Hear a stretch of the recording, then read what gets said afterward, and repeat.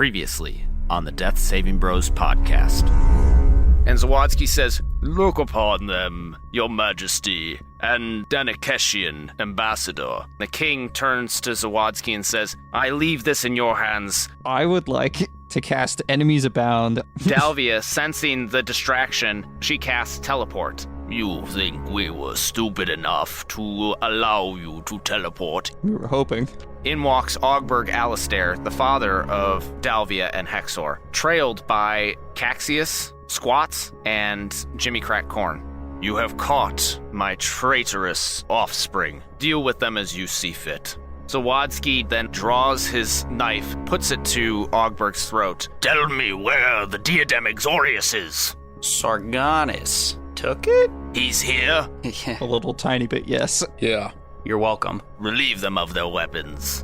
You hear him cry out, "Sargonis, send me your servant, that I may help you conquer this world." Above you, you see a swirl of black. Out drops a massive demonic figure. You see a tattoo. No way. With head of rabbit and tie of bow. My name is Forliris. Four-wheeler, you orphaned us at a young age.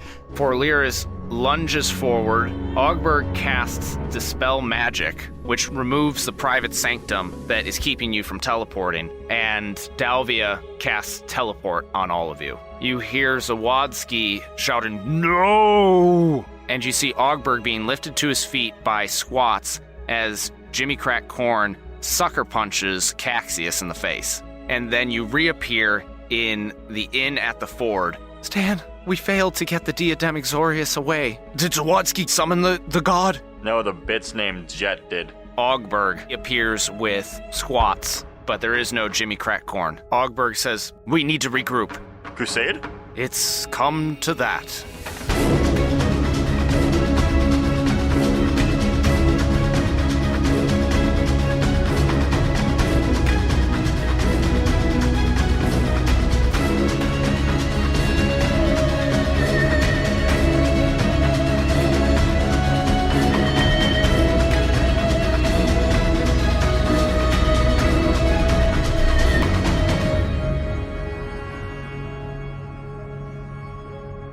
Welcome to another episode of the Death Saving Bros podcast. I am your host and dungeon master, Paul Camper.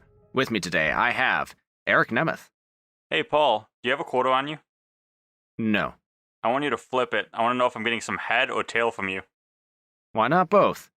Oh! Oh! Paul. And Matt Smith can join me. Paul, I'm so happy you can be our dungeon master despite the stigma. Stick my dick in your mouth. Got him. Oh my god. Ben Renfro. You want to know the upside to being an orphan? Every bag of chips is considered to be family-sized. Oh, God. Did we already do the family portrait one? Probably not. Did I say that one yet?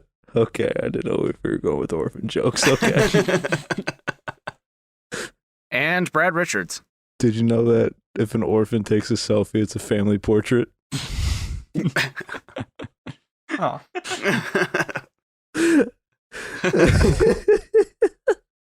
We're going to hell. He's trying. I think he's either holding something back or trying to think of a way to segue this into the fact that we're a D&D podcast. Why not both? Even though I'm not sure that he's introduced Matt yet, but that's fine. No, he did. Hey, what about the army of orphans? No, he's like, oh, General Bias. orphans are usually lonely because they have no family. And if you feel lonely, come join our 5th edition Dungeons & Dragons podcast. And this is our 84th episode. Oh, hey, Paul, I got a joke for you. Ready? Okay. A dyslexic guy walks into a bra. You're welcome. Wait, if Brad's allowed to say jokes, I am. By the way, I changed what I call my nuts. They're now called Wonkas. They're between Willy and my chocolate factory. And they're swollen and orange. Wait, how do you know that? Do they sing too? Because Paul They told do. me after you guys got done with the heads and tails shit. So let's go ahead and jump right back into where we left off. Our adventurers had just escaped the clutches of Zawodzki, and for Lyris, they teleported out of the throne room and back to the inn at the ford, where Stan was waiting for them, and Ogberg and Squats joined up, and they told you that Jimmy Crack Corn had distracted the guards and Caxius in order to allow Squats and Ogberg to escape. Dalvia was distraught, and you guys all decided, you know what, it's time to put out the call to our allies.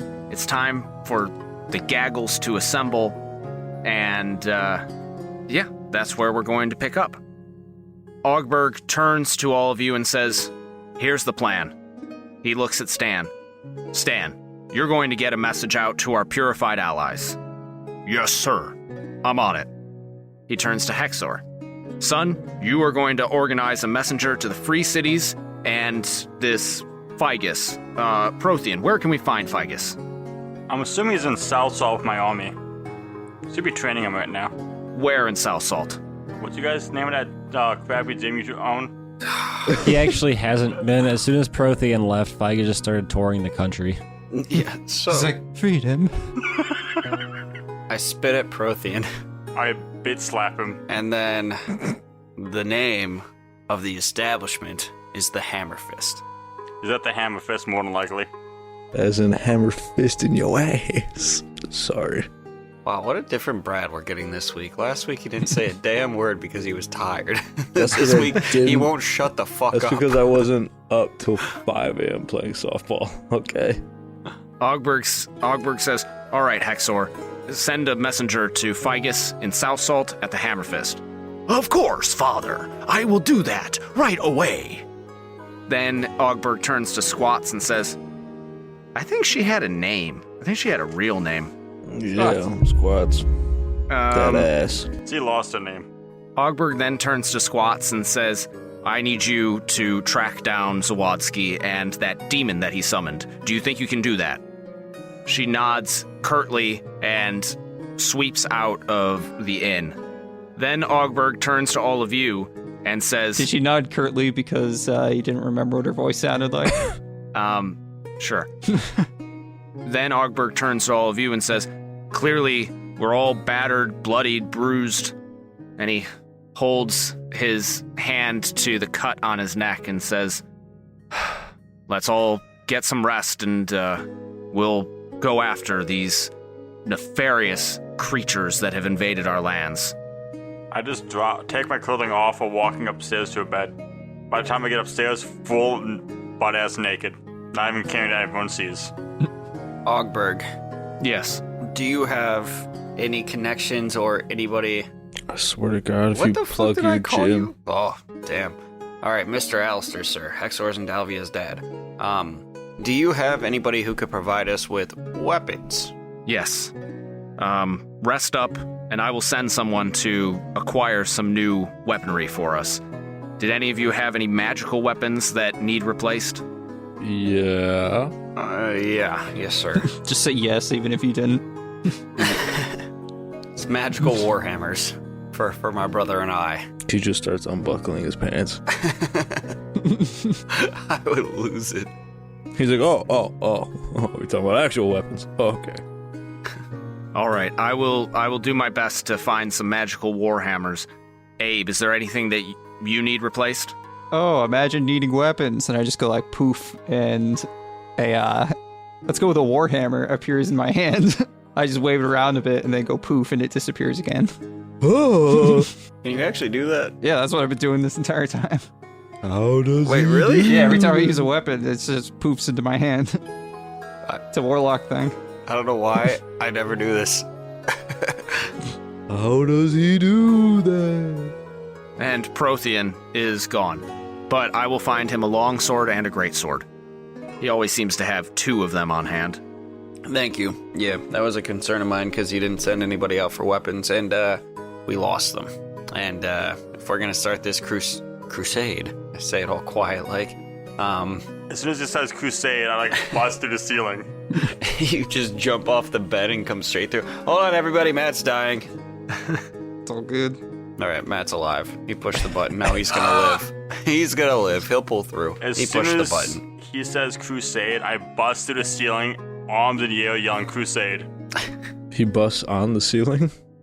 What? By That's the way, impressive. I'm butt-ass naked. I know. Like Kool-Aid Man through the ceiling. I just sidestep it.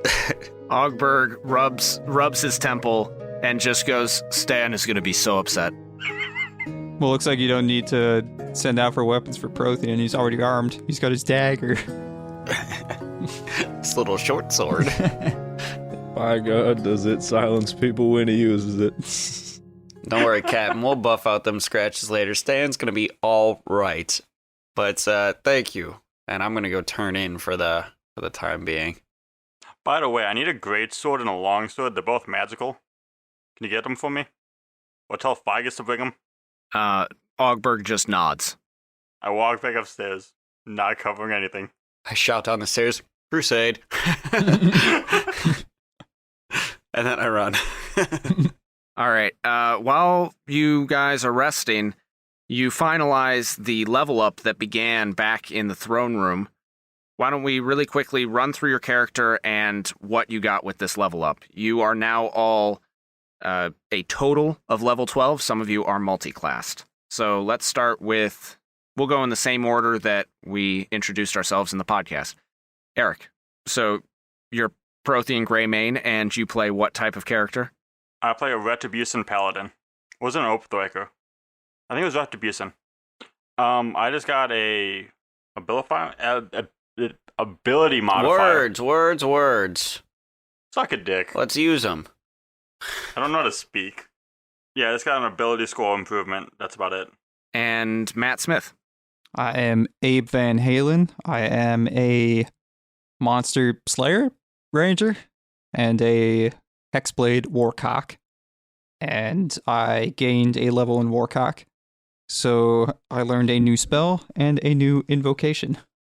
And got some HPs. Do you want to tell us what those spells and invocations were? It's usually best to not, because then you can kind of change them. Then I could spring at him on any Paul. point and spring him on Paul so that he doesn't know how to prepare for it. Yeah, that's what I'm going to do.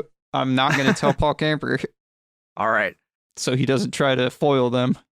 Ben Renfro. Yeah, so I play Brixius Hammerbottom, half-orc.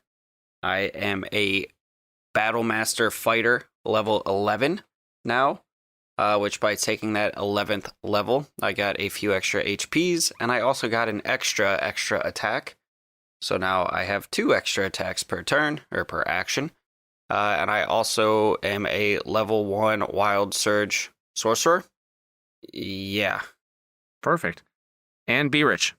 Yeah, I'm B Rich. I play Ambionitis Hammerbottom.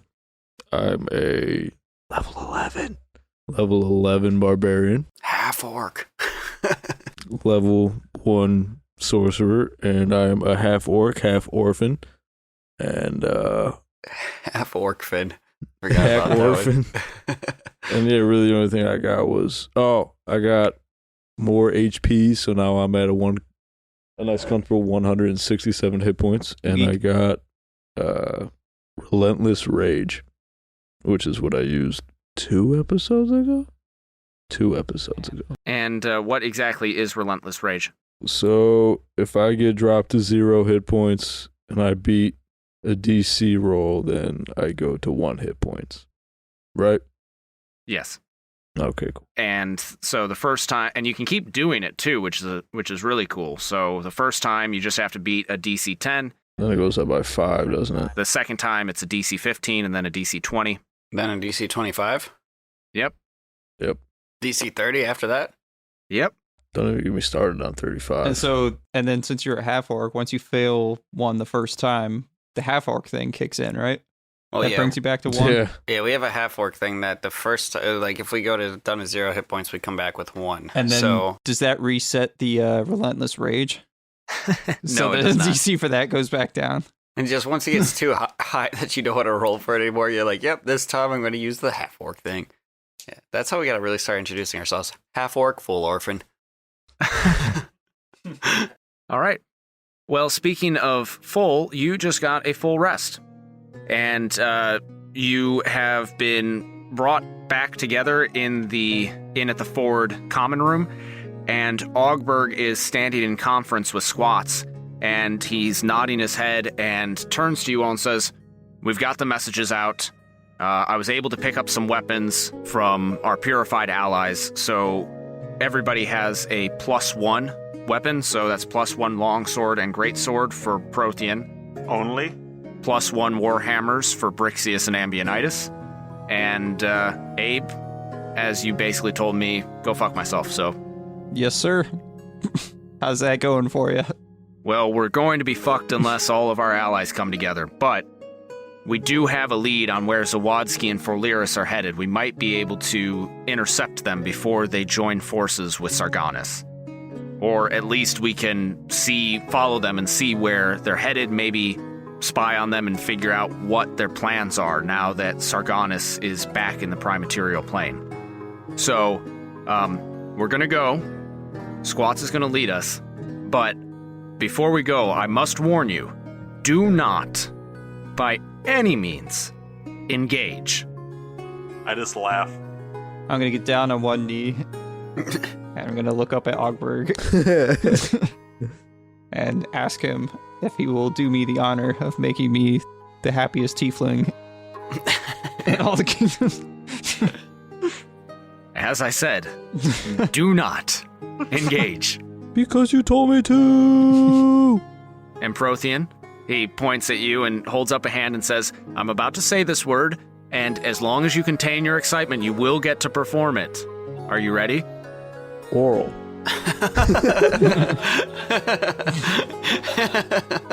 If you wait, you will be able to crusade later.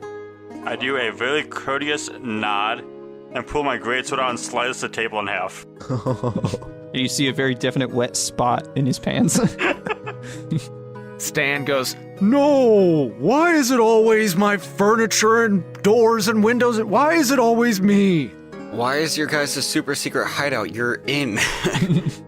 There's a puddle of piss in my boot. All right, Squats, lead the way. She has some horses ready for you all, and she says, "We're going to take the horses, and then it'll get us there in time, hopefully, and then we'll go on foot after that. All right?" I'm gonna call my warbear. Okay, that takes 10 minutes, right? Yes. All right, well, I guess after a while riding on the horses, a warbear just comes out of nowhere, spooks all the horses, and Squats goes, "What the fuck is that?"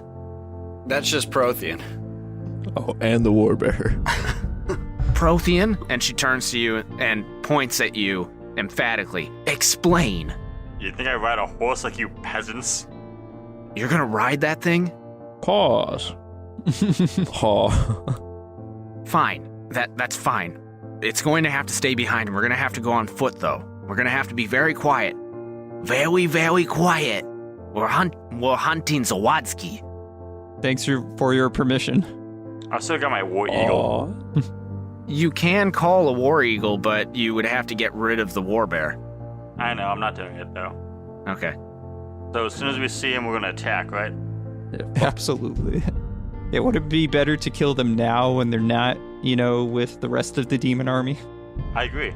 Yeah, wait, hold on. I feel like, Who came up with this just plan? Zawadzki and Forliris would be a lot easier to fight by themselves than, After they meet with Sargonis and get his blessing and his extra fucking power. in like 20,000 more demons. You could take them all. Well, that's the hope, that we intercept them before they reach Sargonis. But if they reach Sargonis, then all bets are off. Who's betting? So, if we do intercept them, are we still not supposed to engage by your father's plan? Not your father. Who is your father? My father's dead. Oh, I'm sorry. He was a drunk who left me on the streets to fend for myself. Drunken phallus. She never knew her father. So, are you an orphan? You want to join an army? I guess, yeah, I'm an orphan. Why does And she is technically in our army, so... You can report to Figus. Why? Who the fuck is Figus? Don't worry about it. He's just a fucking orphan. You'll know soon enough. Okay, so are we still not supposed to engage if we do intercept them? Ogberg speaks up and says, well, my initial warning was if we encounter Sargonis. If it's just for Lyris and Zawadsky, then yeah, let's take them out. But we don't want to engage Sargonis. We all saw what happened. Well, no, I didn't see what happened. I saw the aftermath of what happened when you ran into Sargonis. All right, so what are we doing all this talking here for? Let's ride. After a time, you are far away from Principium. It is much later in the day, and you are now in some gullies among the flatlands as you head north towards the Presian Canal system and the forest in which it resides. In one of these gullies, Squat indicates that you should all dismount, and from there you're going to go on foot. So I'm going to need stealth checks from everybody, and you're going to have advantage because Squats is helping you point out where you should or should not be stepping. Well, guys, Brixies is not going to be our saving grace this time around. Wait, what kind of terrain did you say we were in? These would be grasslands. Mountainous grasslands? No. With big, rather large rolling hills? No. Well, alright then. I got a 22. I've got a crow. Sorry. I'm sneaky as fuck. Actually, what type of armor are you wearing, Prothean? I don't have it written down. I think I'm wearing plate. Okay, if you're wearing plate armor, then you have disadvantage on any stealth rolls, and since you're being given advantage, then it's just normal. So what was the first thing that you rolled? 22. 19. So 22. I didn't re-roll. Oh, okay. Wait, you didn't even re-roll? You didn't even take a second one? Yeah. I rolled a 19. I'm not going to roll any better than that. Well, You there's could. one number out there I that's rolled a you. fucking 5 the second time. I'm going with 19. Well, duh. Just, there was one better you could have done, is all I'm trying to say. And you roll double and you roll 2 nat 20s in a row, then it counts as double perfect, I think. Oh, 15. Also 15. Well, boys, those are some respectable numbers over here. We got an 8 over here. With advantage?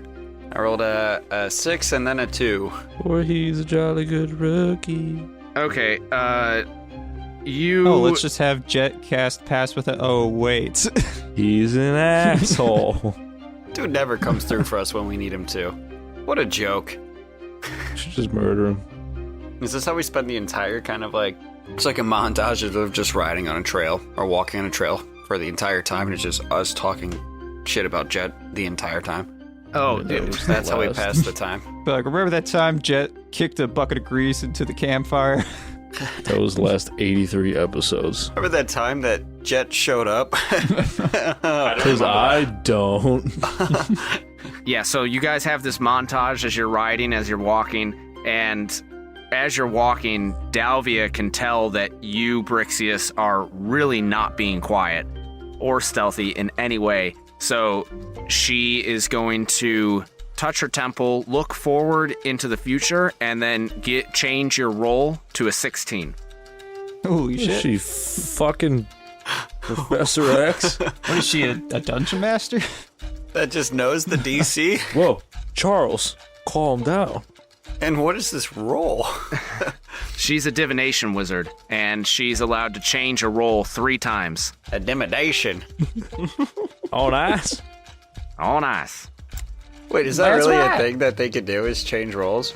Yes. Dimmer down. And if she could change it to whatever she wanted, why the hell did she stop at 16? Just to beat the DC, probably. Oh, no. So she has to roll a d20 3 times, and then she gets to pick from those 3.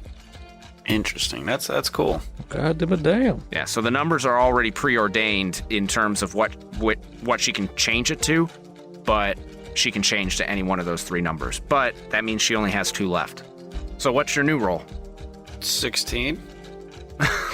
You have a +0? Oh, 18. All right. There we I go. thought you were saying that the new score I would have is 16. First day playing the game, huh? Hey, buddy. Hey, Just blow in from Stupid Town. listen, Paul was very unclear with the instructions there. I understood it. I'm slow. I pay attention. 90% of the time, 30% of the time. Every time. All right, so you finally reach a point where Squats motions you to get low to the ground, and you come to a small ridge, and you can see Zawadzki riding a horse as the giant form of Forliris is flying next to him.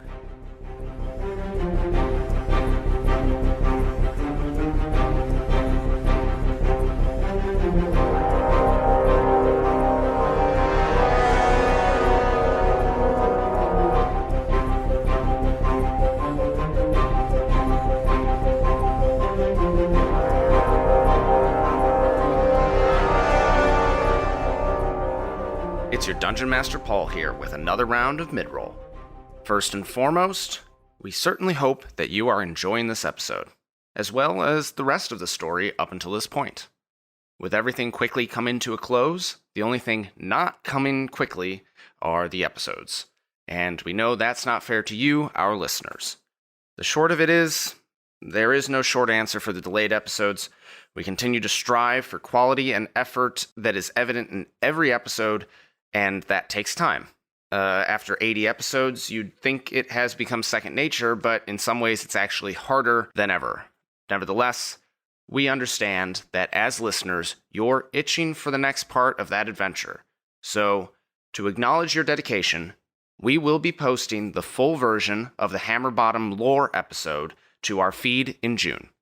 Everyone got a taste of that earlier this year, but for those of you who have been patiently awaiting the feed to update, you'll now get the full thing.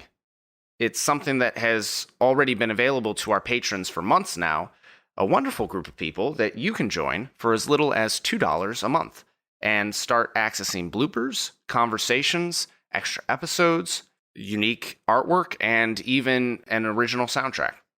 However, since our existing patrons have already heard the full lore episode, to thank them, we will be waiving Patreon fees for the month of June. During that time, new lore episodes and other content will be posted at patreon.com/deathsavingbros, but at no charge. This is also meant to be an apology while we deal with shipping delays on the Patreon exclusive merchandise. I know that I said we hope to have it to you by mid-May, but supply delays have backed everything up by nearly a month now. It's all in production or in boxes in my living room. We're just waiting on everything to finally get here, so that we can ship it out to you. Now, we hope you continue to stick with us. We've got big plans to cap off this campaign, and we've already recorded several of the climactic episodes. But if you're enjoying the ride, don't wait until the end to review.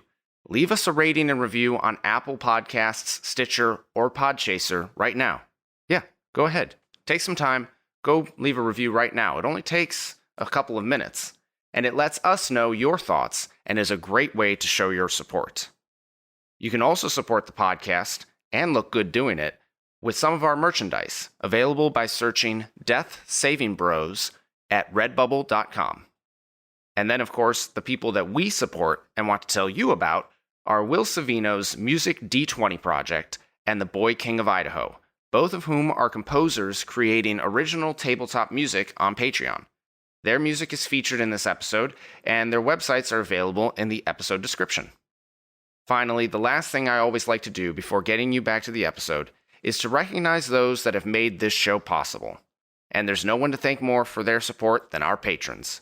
Those who pledge at the $5 tier get a shout out at the end of the episode, but the following individuals have pledged to support us financially at the $10 tier or higher, so they get their supporter shout out right now.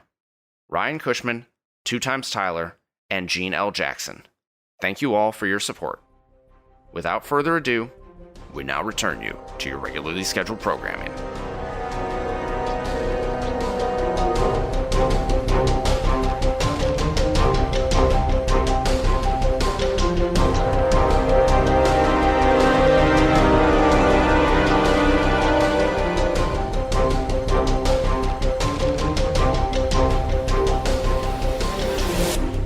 Just as before, Forliris is rippling with dark red muscle, and his loincloth is fluttering in the breeze, and you can see clearly the tattoo of a head of rabbit with tie of bow.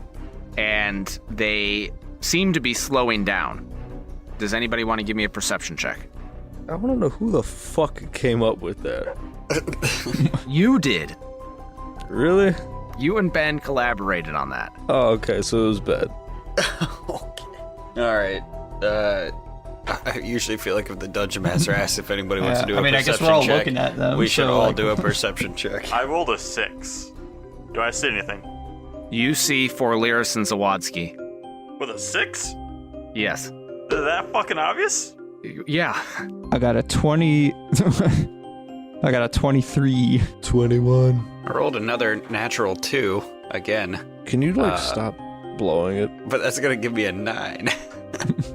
Okay, so then Abe and Ambionitis, you see two shadows peel away from a copse of trees, and you realize that it is Jet and a hulking, shadowy figure with eyes of red. I'm gonna draw my greatsword quietly. Hey, you guys! I'm just gonna sit there like I don't know what's going on. Be like, oh shit, they're already here. I'm just gonna. Who's the closest person to me? I hope not me. Abe would probably be the closest to you. I grab Abe by the collar, get within millimeters of his face. You ready to charge, motherfucker? No.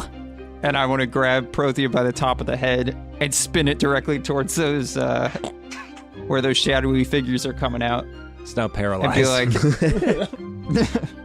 look at that. It's behind him. You just turn his head 180 degrees. You hear... don't worry. We'll fix it. I turn back to Abe. Okay, thank you. I draw my longsword. You ready now, motherfucker? He turns Help. back to you with his back to you and is facing you. Instead of just turning his head to the 2 o'clock angle, he goes counterclockwise all the way around to turn it to 2 o'clock. Squat hisses down the line, quiet, listen. This is great for your spine.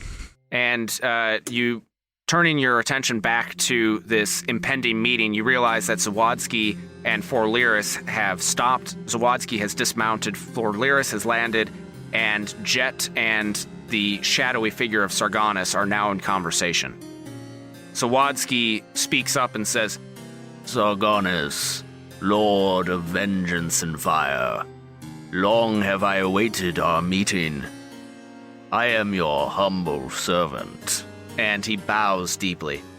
You will be talking to me, Zawodzki.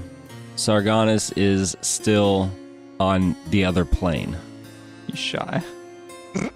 Why would he deign to have you speak for him?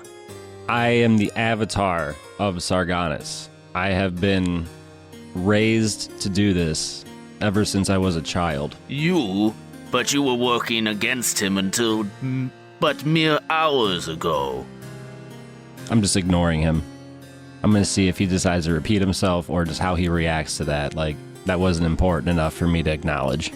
He puffs himself up and goes, If you are the person to whom I should speak, then speak, weakling. Well, why was it that you summoned this meeting? I am the Archbishop of Principium. Ooh, real scary. Do not mock me. I have been your foe for many moons. It is only because of some ill-begotten fate that you are here. I am the true disciple of Sargonis. Well, you haven't been able to stop me up until now, so what's that saying about your usefulness, huh? I beg to differ. I summoned Forliris to this plane. You just show up in bubbles. I do not. Good one. Listening boy. to Jet just trash talk Zawodzki to his face at least reassures us that we rubbed off on him in some way. We taught him how to just try. He's taken so much verbal abuse from us that he knows how to dish it out now. And I love seeing He it. gets a good one. All you hear is, nailed you! From the bushes. My mage hand comes out of nowhere and just gives him some low bones. He knows we're near. Just be like, Oh. Jet, you have the power of the god of murder on your side. Smite this dipshit. I do have a message. You guys should kill each other. Just a suggestion. I'm going to assume that all of those were jokes. No. Yeah. 100% serious. Yeah. So I turn around, I low bones the mage hand that I noticed. You feel it tickling. Right on your chocolate factory. In all seriousness, do you actually send your mage hand over? Okay. No, but how close are we actually to all of this? You're probably 30 yards away. Oh, that's it. Nice. So, we are in message range if I want to say anything to Jet. So we could hear a fucking tick fart. Okay. Well, it's 90 feet. Yeah. Thank you. Okay. Just making sure that you heard 30 yards and not 30 feet. Yeah, we went to second grade too. Yeah, that's fine. The range on message is further than that. Perfect. So Zawadzki turns to the shadow that is Sargonis and says, My mighty Sargonis, please, I am much more important than this pathetic, puny little whelp could ever be. and Hey, why don't you slip into something more comfortable, like a coma? I should just strike you down where you stand.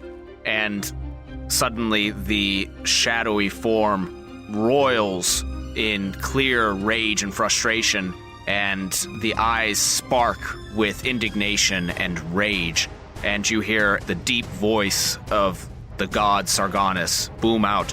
This is not a negotiation. This is a subjugation. You will listen to my avatar. I am not yet strong enough to wield weapons in this world, and I have need of you both. I stick my tongue out at him.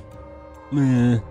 Zawadzki purses his lips, his eyes flashing with anger, and he turns to Jet and says, Very well. Avatar, what do you need from me?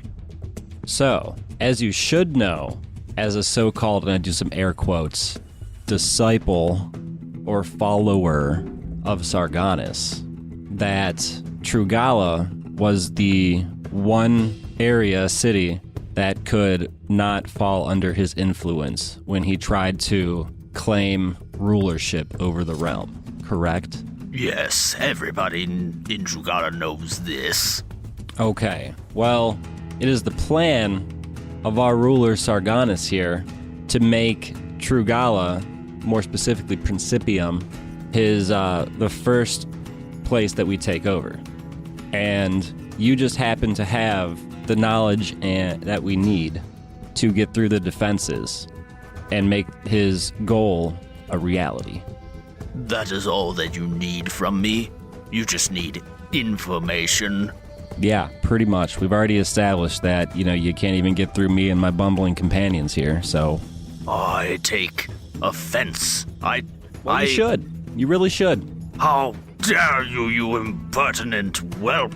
and he reaches out to inflict wounds on you. I guess he just does that? Well, he rolls a 6, so... I'm just gonna grab his wrist and say, okay, if you know anything that's Prothean's first go-to move, like I haven't defended this about a dozen times already. While this is happening, anyone in our group could see that I'm like moving my foot back and forth like a bull about to charge, greatsword in hand. Tie his shoes together. I would be like, Prothean, wait. Maybe they'll just You kill can each see other. the bloodlust in my eyes. Sargonis is going to chuckle. Oh, fighting among my slaves. Very well. You think he's a small, impertinent whelp? What about when I imbue him with true power? And Sargonis is going to touch a shadowy finger to the forehead of Jet. You're going to see the invisible condor that is emblazoned onto his shoulder flare bright with ruddy red light, and Jet's eyes are going to flash with smoking shadows before it fades, and you see him stand a little bit taller, and the tips of his fingers have pale fire. Yeah. And Jet, why don't we go ahead and talk about what you got in your level up, both regular and divine. Hi. I'm Jet. I'm a half monk. Hello, Jet. And now half demon. For my level up to level 12, it was just an extra ability score modifier, so I put that into my constitution because I seem to be making a lot of constitution saving throws. And I figured it might do something for me.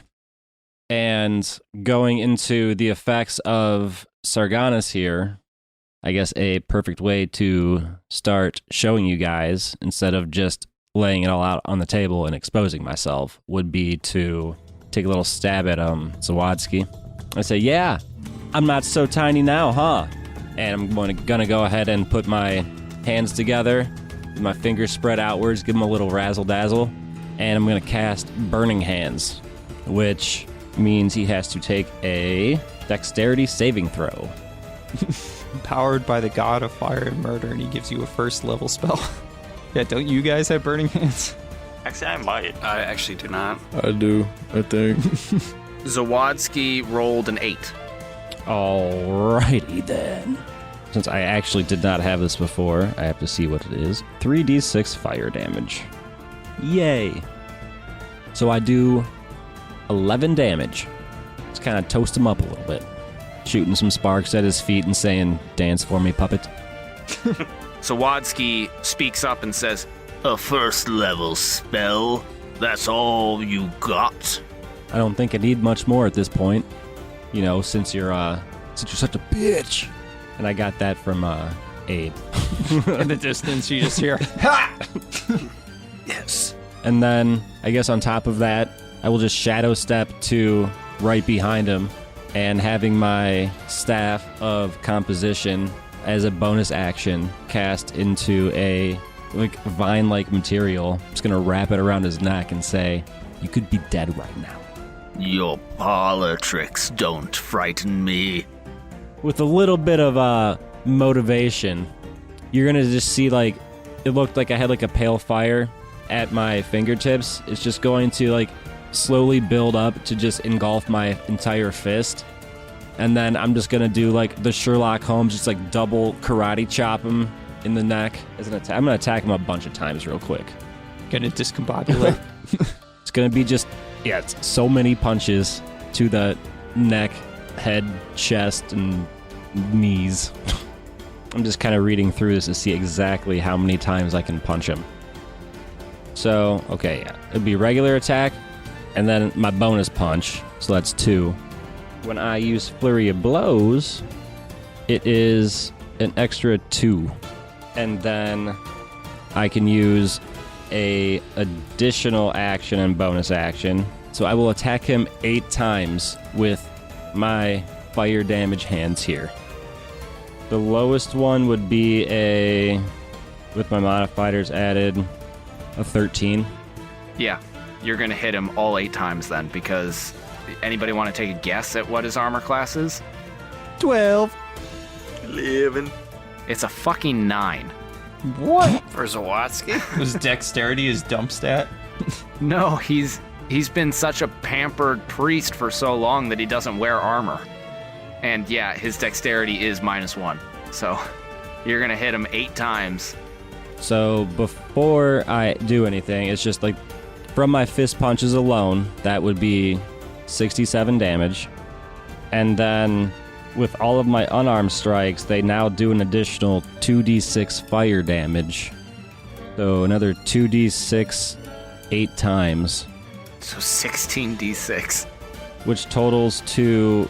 And so on top of my 67 regular damage, I do 62 fire damage. Well, fuck. Wow. For a total of, quick math, Zawadzki better be part barbarian. 129. quick math. While this is happening, my neck turns another 180 degrees in the same direction as before. Because apparently I have an owl neck now. Looking at Abe. And your eyes go as wide as an owl's. Just like, ooh. Yeah, Zawodzki is put down in a single move. So I envision this as sort of like a Mortal Kombat fatality going down, where it's the Sherlock Holmes just chopping the neck. It'll be 2 attacks, and then it's going to be swift punch to the kidneys, or just going to stick my thumbs right in his ears. Wait, are you saying that like each hand as it hits at the same time, like that's 2 separate attacks? So like when you chop like the neck, you're not chopping the neck twice. You're just chopping the neck once, and as each hand hits. Sure, we'll just yeah. I'm like Is that what you're saying? Or? yeah, I'm just playing patty cake with the back of his head right now. Okay, so neck. And then I just hit him so hard in the chest that I want to rip his heart out, but As your hand enters his chest, Zawodzki's eyes fly open, and he breathes, "My gods." Then Sargonis is going to wrap his shadows around your wrist and go, Now, Jet. bring him back so I can kick his ass again. We still need him to answer our questions. and he will push Zawodzki off of your hand as it comes away bloody. And then Zawodzki is going to breathe raggedly as his chest cavity closes up, and he'll be healed to within an inch of his life by Sargonis. You got lucky, punk. Sargonis is going to say, I tire of this. For Lyris, grab the priest and let us begin our invasion. and Forliris picks up Zawodzki, throws him over its shoulder, and then Sargonis and Jet meld into shadow and start flitting away as Forliris takes to the air and flies after them. Dang it. I wanted to sis kebab someone. Well, seems like maybe we should all pledge allegiance to Sargonis, and then we can do cool shit like that. Did you really just say that in front of me? I kid. That's how you get crusaded. Well, I think we did pretty good, everybody. We didn't engage, which means we did what we were supposed to do. Wow. So now, Mission accomplished. It's a great feeling. we didn't. We accomplished the mission by not doing anything. Woo! I think this is the first time we actually did what we were supposed to do. I was trying to talk to Abe and saying, all right, I'm a Misty Step on top of him and come down directly on the back of his neck with my greatsword. And we start fighting. Go for it. That's what I was trying to say. You get pussy slapped away so fast. That was what I was going to do. Dalvia and Hexor's dad, what are we supposed to do next? Ogberg turns to you all and his brow is furrowed and says, "We're going to need a lot of backup." And that's where we're going to end our episode. Well, Jet just has low self-esteem, so maybe we can make fun of him and he'll break down crying and we won't have to fight him. Well, I should have. If there was time to interject, I should have cast message and just made Jet feel like shit. But you were so proud of him for talking his own shit. Yeah, but I can't ever let him know that. I gotta always make him feel like he's not quite meeting the bar. Well, The The bar ball is is met. up here. Jet is down here. The bar has Like- been met and ascended. Jet will give you an extra copper a year if you come back to us. Well, hopefully we hit the bar for all of you listeners. If you are interested in hearing more of our story, more of our shenanigans, you can get exclusive content by becoming a patron at patreon.com/deathsavingbros. We have bloopers, recaps, and extra episodes. Hopefully a sexy calendar. Maybe a sexy calendar. If you would like to keep in touch with us in between episodes, or you know what, we haven't talked about reviews in a while, and we do have a new review. Who wants to read it? What do we have it on? Podchaser? I've never read one. I read one like early on, I think. Yeah, Matt's read one or two. It's usually Ben though. I do that for work, because I don't want to do that now. Here, I'm sending it in the group. What's the username? Oh, Mr._freeze-baby. But no, who's supposed to read this one? I can read it. We have Mr._freeze_baby Hey, There wasn't a second underscore there. That's a hyphen or a dash. Oh, wait. Damn it. I'm so sorry. Here, let me Mr. start Freeze, that. baby. Sorry, he's an idiot. So here we have Mr. underscore freeze dash baby. He's so close to saying underscore. Yeah. Well, it's for my thing, but Mr. Freeze Baby says, absolutely one of my favorite podcasts. These guys have great chemistry, and half the time I feel like I'm right there with them. Keep the jokes and spears coming. I'm always for people who like our spears. And he did give us 5 stars, so I will take all the good noodle stars available. Yeah, and that was a review from Podchaser. So if you're enjoying what you're hearing, head over to iTunes, Stitcher, or Podchaser, and just like Mr. Freeze Baby, you'll get your review read on the air. If you would like to keep in touch, baby. If you would like to keep in touch with us in between episodes, we are available on social media at Death Saving Bros on Facebook, Twitter, Instagram, and Reddit. I am personally available on Twitter at HBCamper or on Instagram at hbcamper.14. You could find me at benfro15. You can find me at Ima_B_rad.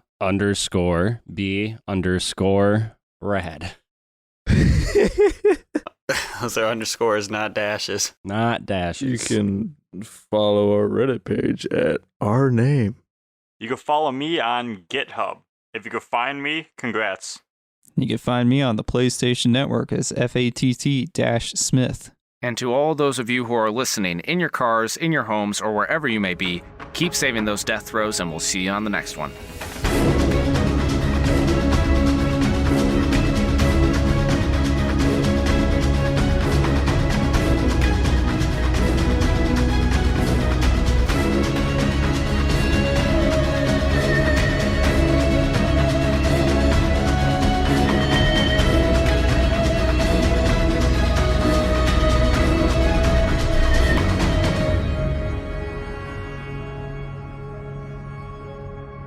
Some of the sounds and background music in this production are copyright material.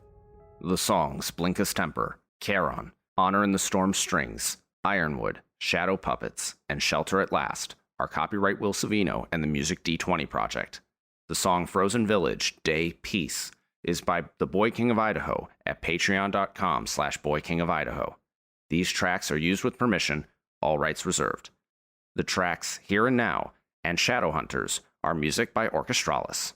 The Death Saving Bros theme song is an abridged version of the song Run by Kai Angle and sourced from the Free Music Archive. This track is used with permission under Creative Commons Attribution License 4.0.